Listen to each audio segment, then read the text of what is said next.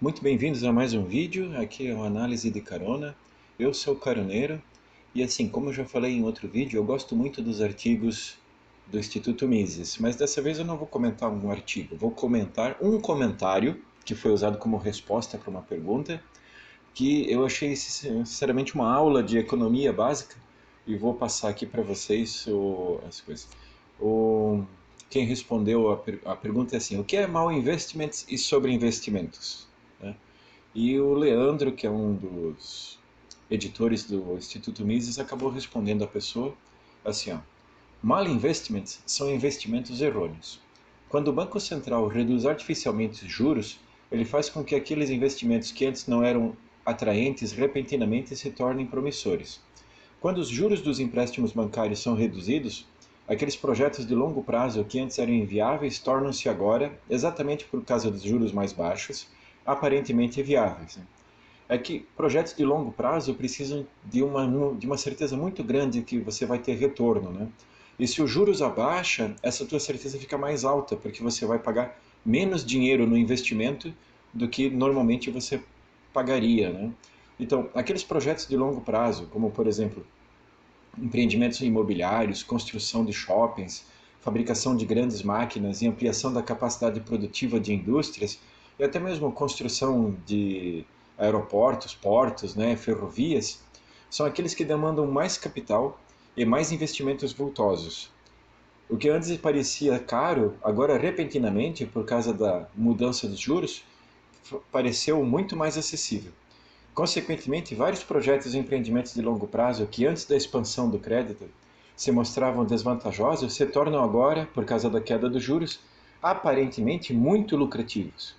Quer dizer, você está enviando sinais falsos para o mercado de que vale a pena fazer esses investimentos.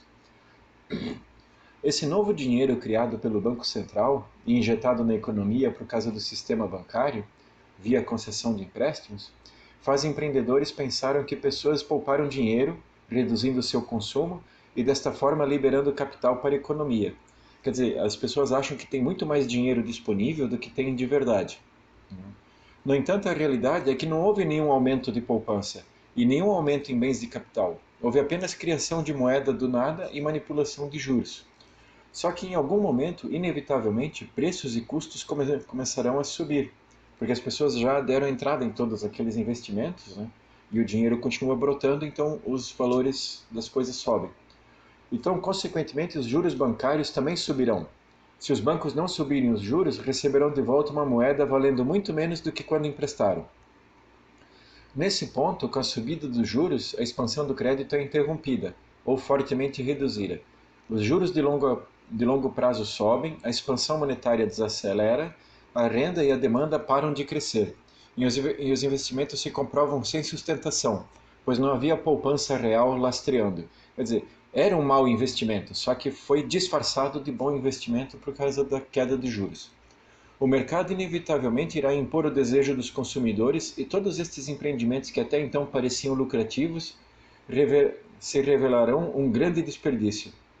Vários investimentos de longo prazo feitos durante o período de expansão monetária se tornam ociosos, revelando que sua produção foi um erro e um desbanjamento desnecessário, o que o faz ser distribuídos incorretamente no tempo e no espaço, porque os empreendedores se deixaram enganar pela abundância de crédito, pela facilidade de seus termos e pelos juros baixos estipulados pelas autoridades monetárias. Portanto, trata-se de um fenômeno tipicamente causado pela manipulação de juros e pela expansão monetária. Vale ressaltar que a expansão monetária não aumenta a produção. Se aumentasse a produção, daí os investimentos de longo prazo se manteriam, né? A expansão monetária altera a produção, ela desvirtua a produção.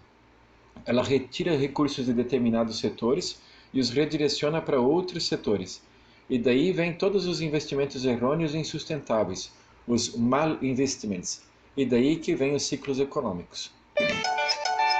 Criar moeda não tem como criar riqueza sem aumentar a produção. Criar moeda apenas desvirtua a produção e mal direciona os recursos. Há menos produção em determinados setores e mais produção em outros. A produção total não aumenta. No final, os investimentos acima imobilizaram capital e recursos escassos para seus projetos, recursos que esses agora não estão mais disponíveis, para serem utilizados em outros setores, às vezes muito mais necessários no momento do que aqueles investimentos de longo prazo.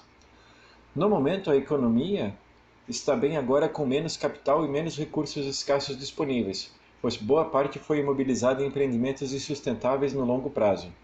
Aí eles têm um link que eu vou colocar também ali na descrição para vocês conseguirem visualizar, que explica como a estatização do crédito destruiu a economia brasileira, né?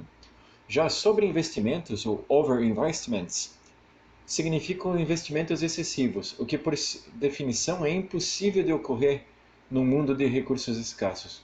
Se há muitos investimentos em um setor, há pouco em outros setores. Não há recurso físico para todo mundo. A gente sempre está, né, uma coisa que sempre batida. A gente vive num mundo de escassez. Se você usa aço para produzir chaves de fenda, você diminuiu a quantidade de aços para parafuso, por exemplo, né?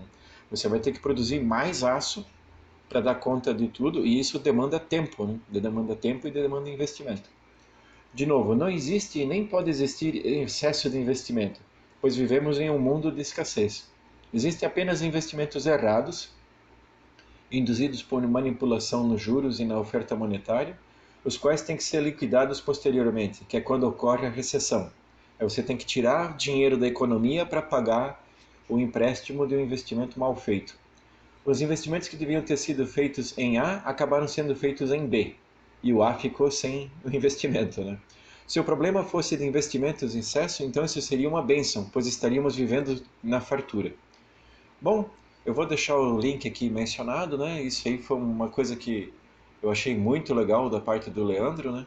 Eu avisei para ele que eu ia copiar no YouTube e vou agradecer a audiência, dá teu like aí, dá um compartilhar, né? Se inscreve no nosso canal e se quiser doar uns caraminguá ali de criptomoeda, eu vou colocar alguns endereços aí na descrição do vídeo para você nos ajudar. Eu gostaria muito que você ajudasse bastante, tá? Por favor. Até mais.